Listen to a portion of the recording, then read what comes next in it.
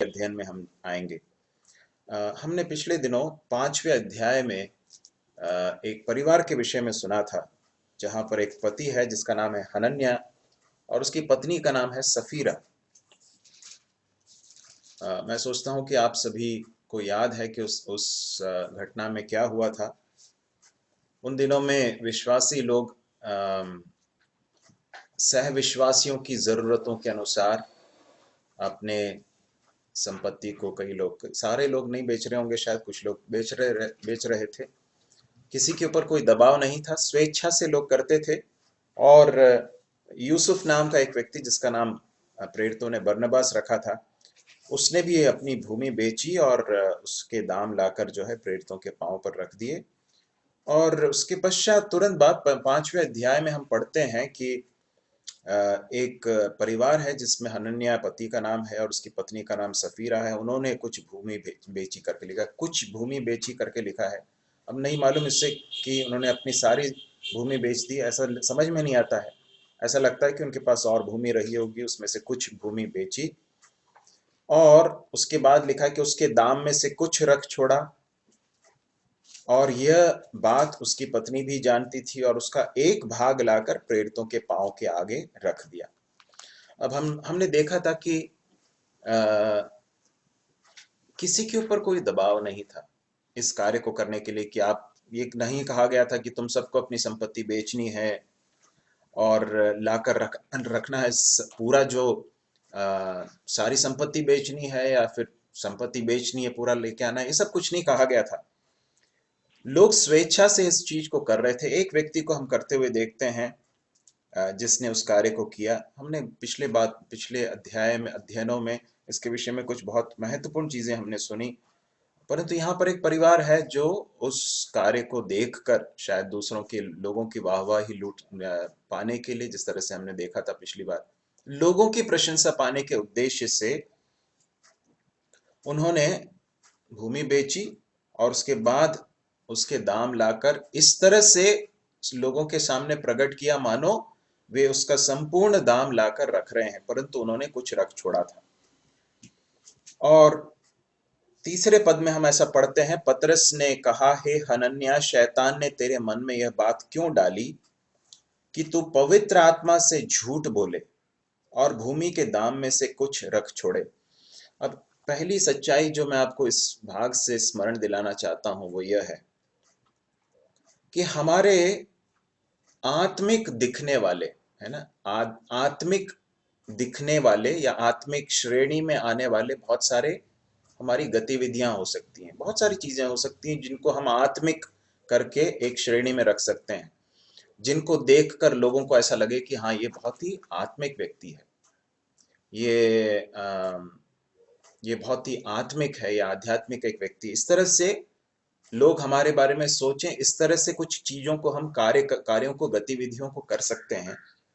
परंतु एक बात जो हम सभी को याद रखने की जरूरत है वो यह है कि हमारे गतिविधियों से या फिर हम जो बाहरी जो कार्य करते हैं उनसे कहीं अधिक बढ़कर किस उद्देश्य के साथ हम उन चीजों को करते हैं, उन कार्यों को करते हैं, इस बात को जीवित परमेश्वर तौलते हैं। और न सिर्फ तौलते हैं परंतु परमेश्वर का प्रत्युत्तर भी उसके प्रति होता है। इस बात को हम इस एक घटना से समझ सकते हैं। कई लोग बेच रहे थे, कई लोग दाम लाकर रख रहे थे। सबके मन के उद्देश्यों को तौलने वाला एक परमेश्वर है। जब बरनबास ने इस कार्य को किया, परमेश्वर ने उसके मन को भी देखा होगा। जब हनन्याह और सफीरा ने किया, उस समय पर उनके हृदय के उद्देश्यों को, उनके मन के विचारों को भी परमेश्वर ने बहुत स्पष्ट रूप से देखा। परमेश्वर की नजरों से हम कुछ नहीं छिपा सकते हैं। इसलिए ये बहुत ही महत्वपूर्ण है कि हम सिर्फ आत्मिक जीवन को सिर्फ क्रियाकलापों के साथ नहीं जोड़ें, आत्मिक जीवन को गतिविधियों के साथ, एक्टिविटीज के साथ जोड़कर ही ना देखें। ऐसा न, हम इस धोखे में न रहें कि हम कुछ आत्मिक दिखने वाले कार्यों को कर रहे हैं तो हम आत्मिक हैं। इस धोखे में हम न रहें। ये बहुत ही महत्वपूर्ण है कि हम इस बात की जांच करें कि हम जो कुछ भी कर रहे हैं वो छोटे से छोटा दिखने वाला कार्य हो या बड़ा कार्य हो, जो भी हो, उसके पीछे हमारे मन का उद्देश्य क्या है, वॉट इज द इंटेंशन, किस उद्देश्य के साथ किया गया है। यहां पर हम देखते हैं हनन्या और सफीरा के मन का उद्देश्य स्पष्ट हो जाता है आगे जाकर, क्यों ऐसा उन्होंने किया था। ऐसा प्रतीत होता है कि वे परमेश्वर को प्रसन्न करने से कहीं अधिक बढ़कर वे मनुष्यों की प्रशंसा पाने के उद्देश्य के साथ इस कार्य को कर रहे थे। और इस कार्य को करते समय उन्होंने उन्होंने पवित्र आत्मा से झूठ बोला, ऐसा करके लिखा है। ये थोड़ा सा समझने में रोचक, मतलब थोड़ा अजीब लग सकता है कि जब इन्होंने कुछ कहा ही नहीं तो फिर झूठ बोलने की बात कहाँ आई। तो कई बार ऐसा हमारे मन में विचार आ सकता है कि हम कई बार जो मुंह से बोलते हैं या जो कार्य करते हैं, परमेश्वर उन्हीं चीजों को देखता है ना। परंतु यदि हमारे उद्देश्यों में अगर सच्चाई नहीं है, तो परमेश्वर न सिर्फ हमारे उद्देश्यों को जांचते हैं, परंतु उन उद्देश्यों में, उन इंटेंशंस में, हमारी मनसाओं के अंदर सच्चाई है कि नहीं, कि कहीं उसमें झूठ है क्या। अब ये लोग जो है, हनन्या और सफीरा जो है, वो बाहर से लोगों को ये दिखाना चाहते हैं कि हमने भूमि बेची है, हमने बड़ा त्याग किया है और हम जो है इस कार्य को कर रहे हैं, हमारे भाइयों बहनों की आवश्यकताओं को पूरा करने के लिए हम इसे दे रहे हैं। परंतु वास्तव में सच्चाई ये नहीं है। सच्चाई ये है कि उन्होंने कुछ चीज को जो है रख छोड़ा है। यदि उन्होंने, मुझे ऐसा लगता है कि यदि उन्होंने उस भूमि के पैसे जितना भी धन लाए थे उसे लाकर रखते और कहते कि हमने इतने में बेचा और उसमें से इतना अंश हम प्रभु के लोगों के लिए हम देना चाहते हैं, क्या उसमें कोई बुराई है? क्या कोई बुराई नहीं। उस यदि ऐसा किया होता तो वे अपने जो परमेश्वर के लिए किया गया कार्य है उसके विषय में ईमानदारी के साथ वो डील किए होते। परंतु उन्होंने ऐसा नहीं किया। उन्होंने बाहर से ऐसा दिखावा दिखाया, ऐसा लोगों को प्रतीत होने दिया कि हमने तो पूरा दे दिया, जबकि वास्तव में ये सच्चाई नहीं थी। तो परमेश्वर हमारे क्रियाकलापों से कहीं अधिक बढ़कर हमारे मन के उद्देश्यों को तौलते हैं और उस बात को बहुत सीरियसली लेते हैं, बहुत गंभीरता के साथ लेते हैं। इस बात को भी हम यहाँ पर समझ सकते हैं। और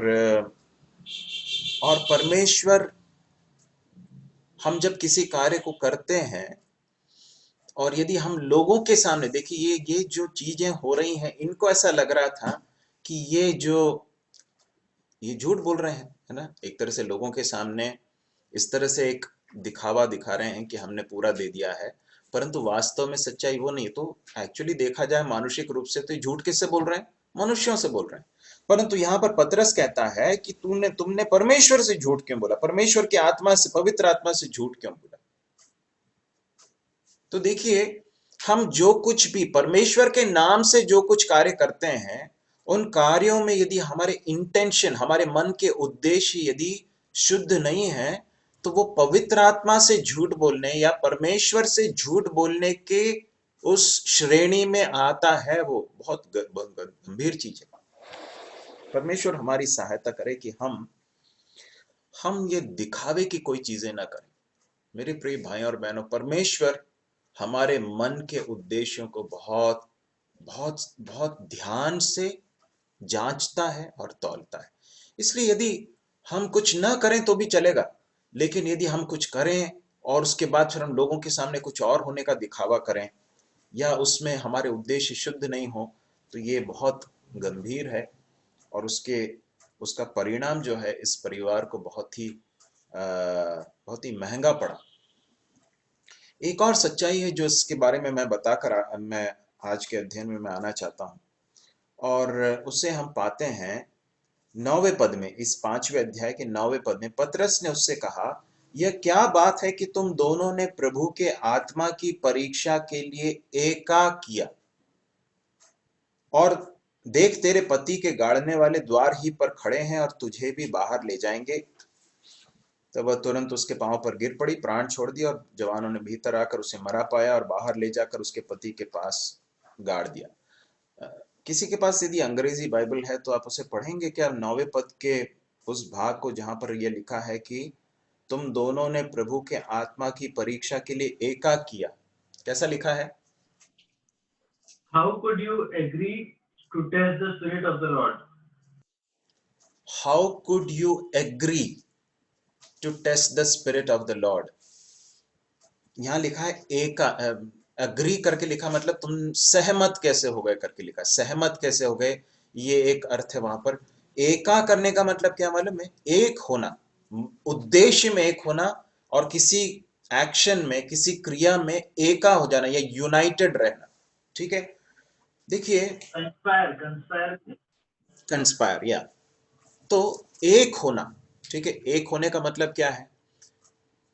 किसी भी एक कार्य को करते समय या किसी एक विचार को करते समय उसके विषय में सहमत होना, पूर्ण रूप से सहमत होना, या उसके विषय में मन एक हो जाना, एक बात के लिए एग्री कर लेना, सहमत हो जाना कि हाँ हम इसको करने के लिए, मैं भी सहमत हूं इस चीज में। और यहाँ पर हम देखते हैं कि एक पति और पत्नी है, और वो एक चीज करने, एक कार्य करने के लिए क्या हो गए हैं? एका किया है उन्होंने, या फिर सहमत हो गए।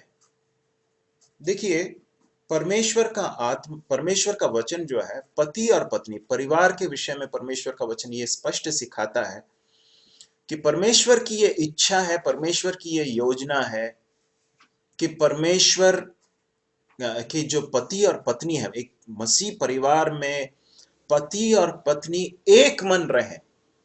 ये परमेश्वर के वचन की स्पष्ट शिक्षा है, इसमें कोई डाउट नहीं है। परमेश्वर का वचन स्पष्ट शिक्षा देता है कि मसीही परिवार में पति और पत्नी का मन एक यूनाइटेड होना चाहिए, उसमें एका होना बहुत ही जरूरी है। यूनाइटेड होना, एक दूसरे के साथ सहमत होना बहुत ही जरूरी है। यदि उद्देश्यों में एकता नहीं होगी तो मसीह परिवार परमेश्वर के लिए काम नहीं आ सकते हैं, ये बहुत महत्वपूर्ण है। लेकिन एका किस बात के लिए?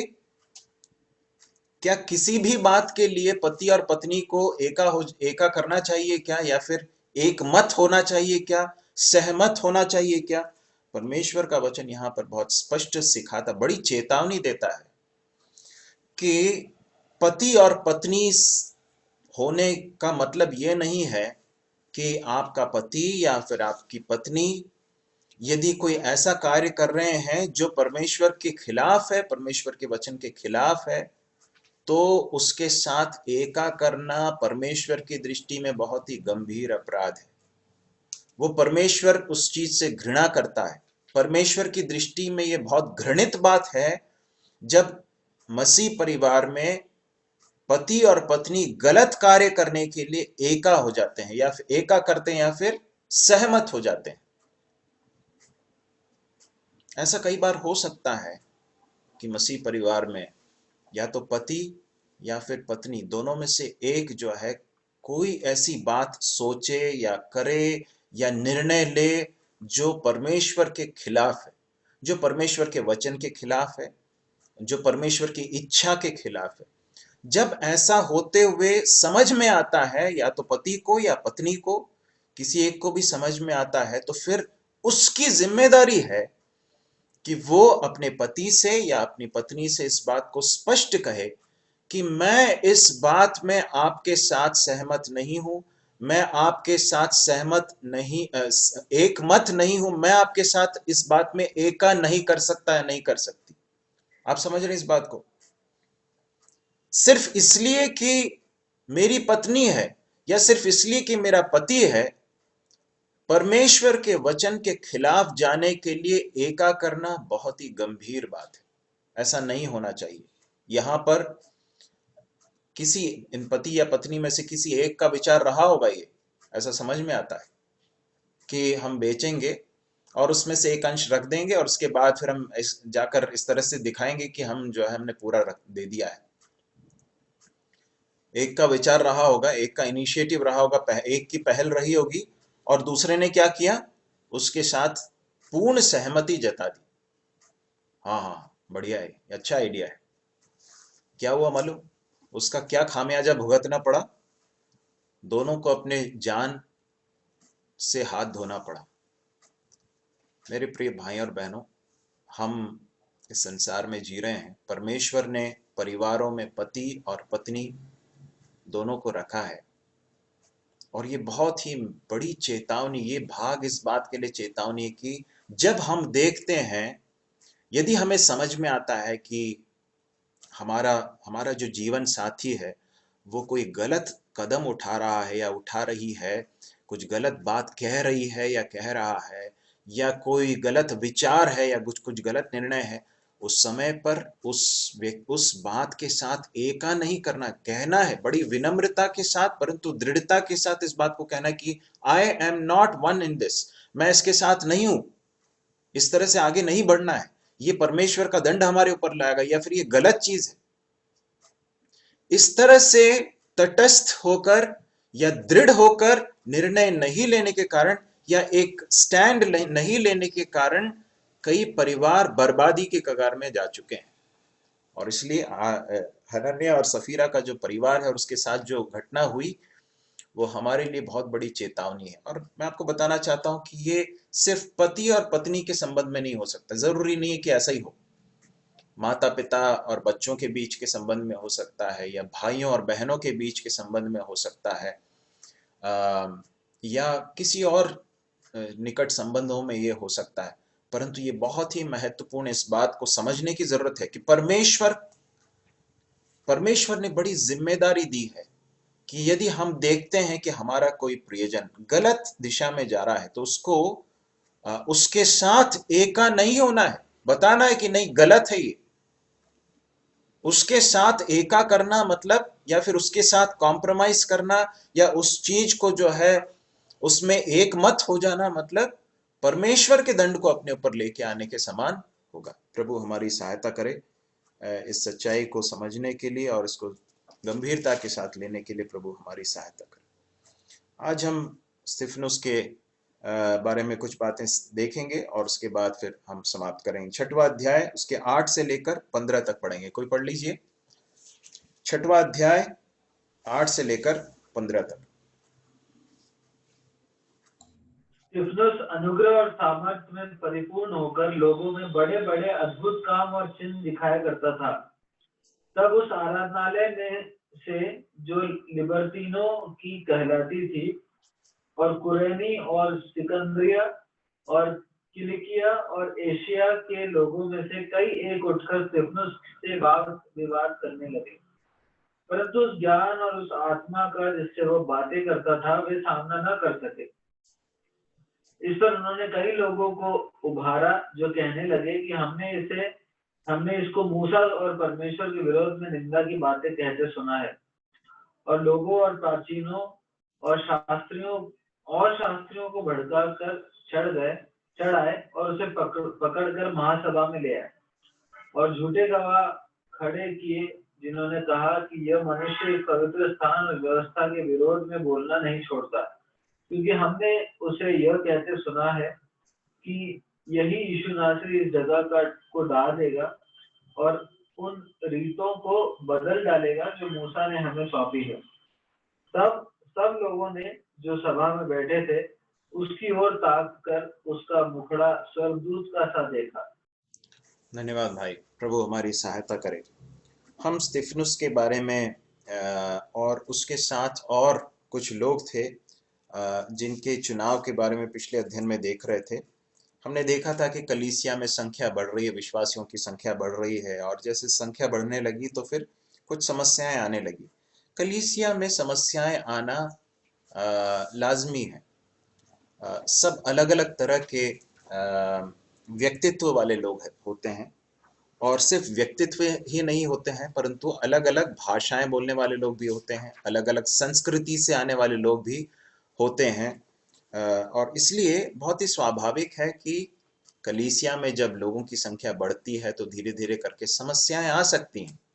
आखिर हम मनुष्य हैं, हम सब अलग अलग परिवारों में पले बढ़े हैं और हमारी परवरिश अलग अलग तरीके से हुई है, और हमारे व्यक्तित्व में सब अलग अलग तरह की समस्याएं भी हैं, तकलीफें भी हैं। तो ये बहुत नेचुरल है कि समस्याएं आ सकती हैं। क्यों आती हैं? क्योंकि कलीसिया जो है सिर्फ एक ऐसा क्लब नहीं है जहां पर आके जो है आप अटेंड करके चले जाते हैं, परंतु कलीसिया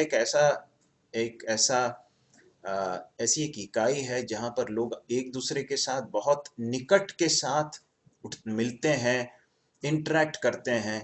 और इसलिए ये बहुत ही स्वाभाविक है कि जब एक दूसरे के साथ रिलेट करते हैं तो कई बार समस्याएं आती हैं, परंतु जब समस्याएं आती हैं तो उसको किस तरह से डील किया जाता है। कलीसिया में जो नेतृत्व है उसको यदि आत्मिक तरीके से डील नहीं करें तो वो समस्या और आगे जाकर गंभीर हो जाएगी, और इतना ही नहीं, उसका बहुत प्रतिकूल असर पड़ेगा। परंतु यदि उसको सही रीति से उसको अगर हैंडल किया जाए तो हम देखते हैं उसके 7वें पद में ऐसा लिखा है, परमेश्वर का वचन फैलता गया, यरूशलेम में चेलों की गिनती बहुत बढ़ती गई और याजकों का एक बड़ा समाज इस मत को मानने वाला हो गया। तो परमेश्वर का वचन एक बात सिखाता है कि जब कलीसिया में रिश्तों में, आपसी रिश्तों में यदि कोई समस्या है तो उसको डील करना चाहिए, है ना। जो भी उसमें इन्वॉल्व है उनको उसको डील करना चाहिए, उसको बिना डील किए उसको छोड़ना नहीं चाहिए।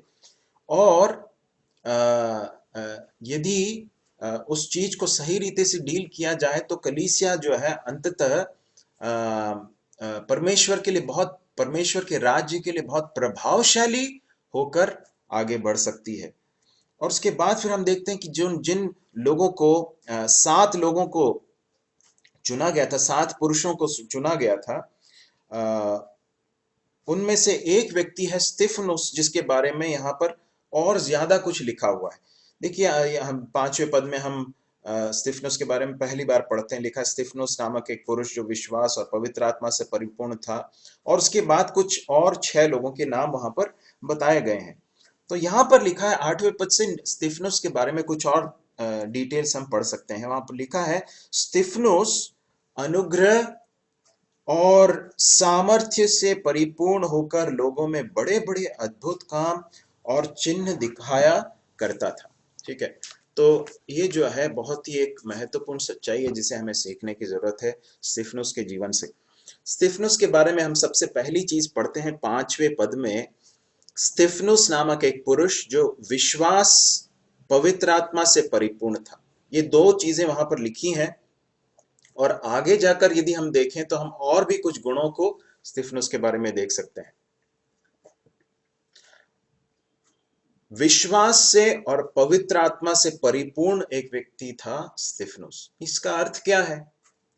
इसका अर्थ यह है कि स्तिफनुस एक ऐसा व्यक्ति था जिसका विश्वास जो है बहुत मजबूत था, जो परमेश्वर पर बहुत भरोसा करने वाला एक व्यक्ति था।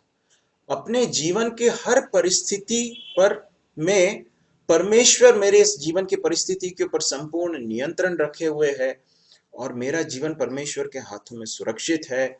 मैं परमेश्वर के हाथों में सुरक्षित हूं।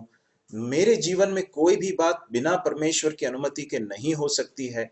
मेरा प्रभु सब कुछ जानता, मेरा प्रभु अच्छा है, मैं उसके ऊपर भरोसा कर सकता हूं। ये सारी बातें बताती हैं कि एक व्यक्ति का विश्वास किस तरह का। और यहां लिखा है कि वो विश्वास से परिपूर्ण एक व्यक्ति था, विश्वास से परिपूर्ण था और पवित्र आत्मा से परिपूर्ण था। क्या है इसका अर्थ? इसका अर्थ यह कि उसने अपने जीवन के हर हिस्से को, अपने जीवन के हर क्षेत्र को पवित्र आत्मा की प्रभुता के लिए, पवित्र आत्मा के नियंत्रण के लिए सौंपा था। इसका मतलब यह नहीं है कि वो निष्पाप था, इसका मतलब यह नहीं कि इसके जीवन में कोई घटी नहीं थी, कमी नहीं थी, परंतु अपने जीवन के हर क्षेत्र को वो पवित्र आत्मा के कार्य करने के लिए वो सौंपता था, निरंतर सौंपने वाला एक व्यक्ति था। इसी तरह से हम पवित्र आत्मा से परिपूर्ण हो सकते हैं। पवित्र आत्मा से परिपूर्ण होने का मतलब सिर्फ एक आत्मिक एक उन्माद नहीं है। पवित्र आत्मा से परिपूर्ण होने का मतलब सिर्फ एक एक्साइटमेंट नहीं है। पवित्र आत्मा से परिपूर्ण होने का मतलब क्या है? अपने जीवन के हर क्षेत्र में पवित्र आत्मा के दखल को देना और पवित्र आत्मा की बात को मानने के लिए अपने आप को सौंपना। फिर चाहे वो कौन सा भी हिस्सा क्यों ना हो, कोई भी हिस्सा क्यों ना हो, हमारे जीवन के हर हिस्से को पवित्र आत्मा के अधीनता में लाना बहुत ही जरूरी है। हमारे जीवन में क्या ऐसे कोई क्षेत्र हैं जहां पर पवित्र आत्मा को हमने स्थान नहीं दिया, जहां पर हमने अपना ही राज चलाकर रखा है, हम अपनी इच्छा से चलते हैं, प्रभु यहाँ पर आप ज्यादा दखल मत दीजिए, यहाँ पर मैं अपनी इच्छा से अपने बुद्धि के अनुसार चलूंगा। यदि आप ऐसा जीवन जीते हैं तो पवित्र आत्मा से परिपूर्णता का वो जीवन नहीं है। पवित्र आत्मा से परिपूर्ण एक व्यक्ति वो है जो प्रतिदिन प्रतिक्षण पर पवित्र परमेश्वर से मन में प्रार्थना करता रहता है, प्रभु आप बताइए मेरे जीवन में कुछ है क्या, कोई ऐसा क्षेत्र है क्या। और परमेश्वर का आत्मा जरूर दिखाता है। जब हम संवेदनशील होते हैं तो परमेश्वर का आत्मा बता, देख ये जो तूने किया, ये जो तूने कहा वो सही नहीं था। प्रभु मैं मानता हूँ, प्रभु मुझे माफ कीजिए, प्रभु मैं आपके अधीनता में अपने आप को लाता हूँ, प्रभु मुझे साफ कीजिए, मुझे शुद्ध कीजिए। प्रभु मैं आपके आपके आत्मा की बात को मानने के लिए मैं अपने आप को सौंपता हूँ। ये है पवित्र आत्मा से परिपूर्ण होना, है ना। कई लोग पवित्र आत्मा से परिपूर्ण होने को एक सिर्फ एक रोमांचक एक घटना के रूप में देख लेते हैं। ये नहीं है। ये दिन प्रतिदिन और क्षण प्रति क्षण परमेश्वर के आत्मा के प्रति अपने आप को सबमिट करना है, सरेंडर करना है, सौंपना है। तो ऐसा एक व्यक्ति था स्तिफनुस, और यहाँ 8वें पद में लिखा है वो अनुग्रह से और सामर्थ्य से परिपूर्ण होकर लोगों में बड़े बड़े अद्भुत काम और चिन्ह दिखाया करता। बहुत ही रोचक बात है। वो अनुग्रह से परिपूर्ण व्यक्ति था, सामर्थ्य से परिपूर्ण व्यक्ति था, और वो बड़े बड़े अद्भुत काम और चिन्ह दिखाया करता था। एक अनुग्रह से परिपूर्ण एक व्यक्ति को कैसे समझ सकते हैं, कैसे समझा पहचाना जा सकता है। पतरस कहता है ना, यहाँ पर पतरस का विवरण हमने कुछ समय पहले पढ़ा। पतरस अपनी पत्री में कहता है, प्रभु यीशु मसीह के अनुग्रह और पहचान में बढ़ते जाओ। प्रभु यीशु मसीह के अनुग्रह में बढ़ते जाओ। Grow in the grace of the our Lord Jesus Christ. ये प्रभु यीशु मसीह का अनुग्रह क्या है? प्रभु यीशु मसीह के अंदर एक ऐसी चीज को हम देख सकते हैं जो अन्य मनुष्यों में नहीं, किसी मनुष्य में नहीं देख सकते हैं।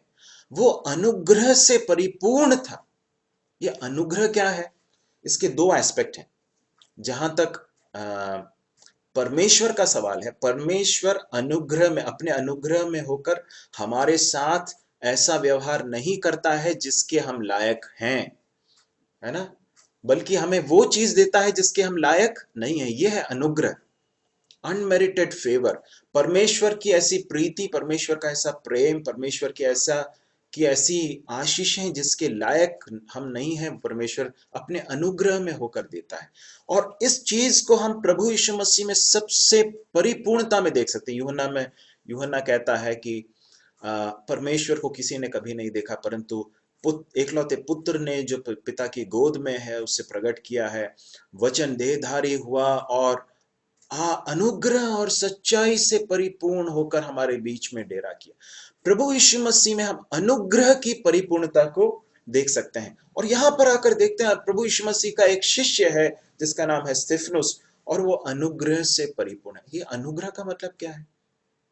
अनुग्रह का मतलब यह है, एक व्यक्ति जब अनुग्रह से परिपूर्ण होता है वो यह है, एक ऐसा व्यक्ति है जो अपने जीवन में इस बात को मान लेता है कि मेरे जीवन में जो कुछ भी है वो सिर्फ परमेश्वर की दया के कारण है, परमेश्वर का अनमेरिटेड फेवर है, परमेश्वर की करुणा से मिला है, परमेश्वर की दया से मिला है, परमेश्वर की कृपा से मुझे मिला है। पहली बात। और इस बात को समझते हुए वो जब दूसरे लोगों के साथ डील करता है, जब लोगों के साथ व्यवहार करता है, तो वो इस बात को समझता है कि चूंकि मुझ पर अनुग्रह हुआ है, इसलिए मुझे भी लोगों के ऊपर अनुग्रह के साथ व्यवहार करना है। अनुग्रह और सच्चाई से परिपूर्ण प्रभु यीशु मसीह को देखते हैं। सच्चाई क्या है? ये सही है, और इस सही सच्चाई के लिए एक व्यक्ति खड़ा रहता है। सच्चाई के साथ कोई समझौता नहीं। प्रभु यीशु मसीह सच्चाई के साथ कोई समझौता नहीं करते हैं। जो जो जो बात गलत है उसको प्रभु यीशु मसीह कभी भी उसको सही नहीं ठहराते, परंतु यदि कोई व्यक्ति गिर जाता है तो उसको दुत्कार कर भगा नहीं देते हैं, परंतु उसको किसी तरह से उसको वापस लौटा लाने के लिए और उसको ठीक करने के लिए, उसको एमेंड करने के लिए प्रभु यीशु मसीह अपना अनुग्रह प्रदान करते हैं। तो एक अनुग्रह से परिपूर्ण व्यक्ति था स्तिफनुस, और सामर्थ्य से परिपूर्ण। कैसी सामर्थ्य है? परमेश्वर की सामर्थ्य। परमेश्वर की सामर्थ्य किनको मिलती है?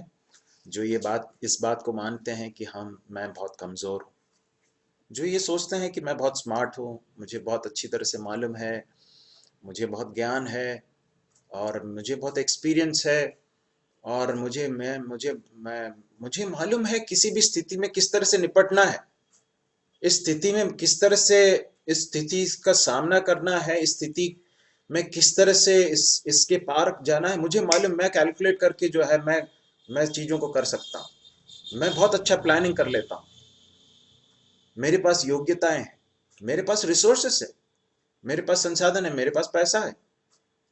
इस तरह से सोचने वाले, इस तरह की मानसिकता रखने वाले एक व्यक्ति के अंदर परमेश्वर की सामर्थ्य काम नहीं कर सकती है। परंतु जो व्यक्ति कहता है, प्रभु प्रभु मैं कुछ भी नहीं हूं, प्रभु मैं बहुत बड़ा एक जीरो हूं, प्रभु मैं बहुत कमजोर हूं, प्रभु मैं आपके बिना कुछ नहीं कर सकता, प्रभु, क्या होता मालूम है?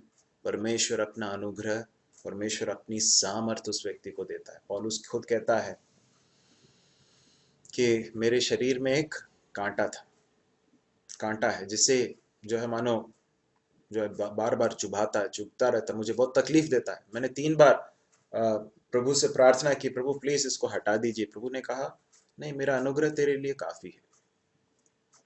और आगे जाकर पौलुस कहता है, इसलिए मैं अपनी कमजोरी पर घमंड करूंगा, गर्व करूंगा। उसका मतलब ये नहीं कि मैं बहुत घमंड के साथ घूमूंगा, ये नहीं।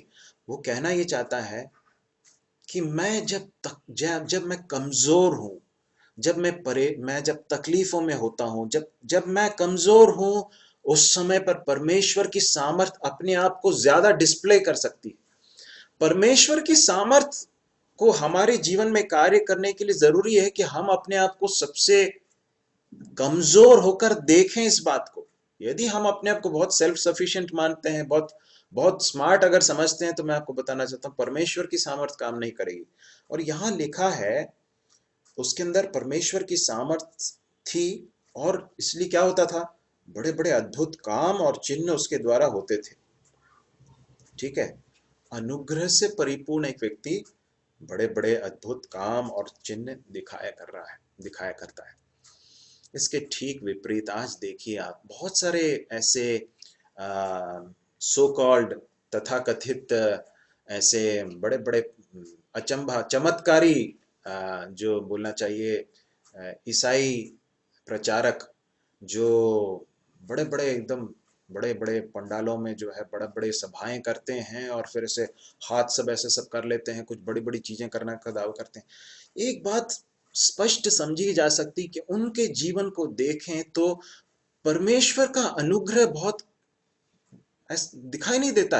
उनके स्वभाव में देखें, मैं किसी एक व्यक्ति की विशेष की नहीं बात कर रहा, हमें जांचना होगा। परंतु कई ऐसे लोग हैं जिनको देखने से समझ में आता है कि उनके उन स्वभाव के अंदर वो सारा जो फोकस है वो उन लोगों के ऊपर, उस व्यक्ति के ऊपर है जो चीजों को कर रहा है। परंतु सामर्थ किसकी है? परमेश्वर की सामर्थ। स्तिफनुस बड़े बड़े कार्य कर रहा था, परंतु फोकस स्तिफनुस के ऊपर नहीं है, परमेश्वर है जो उन कार्यों को कर रहा है। यदि हम अपने जीवन को सौंपेंगे, परमेश्वर अद्भुत कार्य कर सकता है। हमें उसका सब ढिंडोरा पीट कर घूमने की कोई जरूरत नहीं है। ठीक है, आगे हम पढ़ेंगे। तब उस आराधनालय में से जो लिबर्तिनों की कहलाती है और कुरेनी और सिकंदरिया और किलिकिया और एशिया के कई लोगों उसमें से उठकर स्तिफनुस से वाद विवाद करने लोग, कई जो है आराधनालय में से कई लोग उठकर जो है वाद विवाद करने लगे। किसके साथ? स्तिफनुस के साथ वाद विवाद कर रहे हैं। अब इसमें से कई लोग जो बहुत ज्ञानवान लोग रहे हैं, बहुत ज्ञानी लोग हैं, और वो लोग क्या कर रहे हैं? वाद विवाद कर रहे हैं। मतलब एक तरह का डिबेट चल रहा है, डिबेट कर रहे हैं। लेकिन आप आगे देखिए 10वें पद में क्या लिखा है, परंतु उस ज्ञान और उस आत्मा का जिससे वह बातें करता था, वह सामना न कर सके। प्रभु हमारे आत्मिक आंखों को खोले सच्चाई को समझने के लिए। यहाँ पर परमेश्वर का आत्मा ने रिकॉर्ड किया, वो कहता है कि उस ज्ञान और उस आत्मा का सामना नहीं कर सके जिससे वो बातें कर रहा था। स्तिफनुस जब बात कर रहा था तो किसकी सामर्थ्य से बात कर रहा था? परमेश्वर की सामर्थ्य से, परमेश्वर के अनुग्रह से परिपूर्ण होकर बात कर रहा था। और उसकी जो बातें थी वो सांसारिक ज्ञान की बातें नहीं थी, परंतु ईश्वरीय ज्ञान से भरकर वो कह रहा था, और परमेश्वर के आत्मा से परिपूर्ण होकर जब वो बातें कर रहा था ना, तो क्या हुआ मालूम है? ये जो बड़े बड़े लोग थे, ज्ञानी लोग थे, वो उसके बातों के सामने टिक नहीं पाए। अब हो सकता है कि कुछ ऐसे लोग हों जो बहुत ज्यादा कन्विंसिंग तरीके से लोगों से बात करने, बहुत लोगों को बहुत पुख्ता प्रमाण देकर जो है लोगों को बिल्कुल एकदम इम्प्रेस करने वाले तरह के शब्दों का प्रयोग करके बातचीत ना कर पाए। परंतु हो सकता है आप ऐसा एक व्यक्ति हो, परंतु मैं आपको बताना चाहता हूं, यदि आप परमेश्वर के आत्मा से परिपूर्ण हैं, यदि परमेश्वर का ज्ञान ईश्वरीय ज्ञान और सांसारिक ज्ञान में जमीन आसमान का अंतर है। हम याकूब की पत्री में पढ़ते हैं कि सांसारिक ज्ञान कैसा है? सांसारिक ज्ञान मनुष्य को फूला देता है, मैं बहुत ज्ञानी हूं, मेरे पास बहुत ज्ञान है। ईश्वरीय ज्ञान क्या है? मनुष्य को मिलनसार बनाता है, नम्र बनाता है, और लोगों के बीच में शांति स्थापित करने वाला बनाता है। इस तरह का है ईश्वरीय ज्ञान।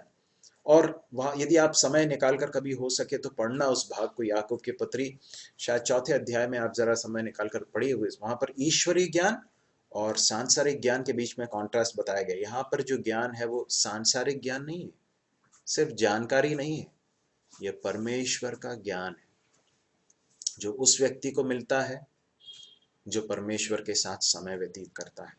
जब परमेश्वर के चरणों पर बैठकर समय व्यतीत करता है, परमेश्वर अपने मन के विचारों को उस पर प्रकट करता है। जब वो परमेश्वर के आत्मा से परिपूर्ण होकर परमेश्वर के वचन के ज्ञान को बांटता है, तो क्या होता मालूम है? लोग उसके उस चीज का सामना नहीं कर सकते हैं। इसका मतलब यह है, लोग उसके सामने ठहर नहीं सकते हैं। लोगों के जीवन पर वो जो है मानो एक हथौड़े के समान प्रहार करता है।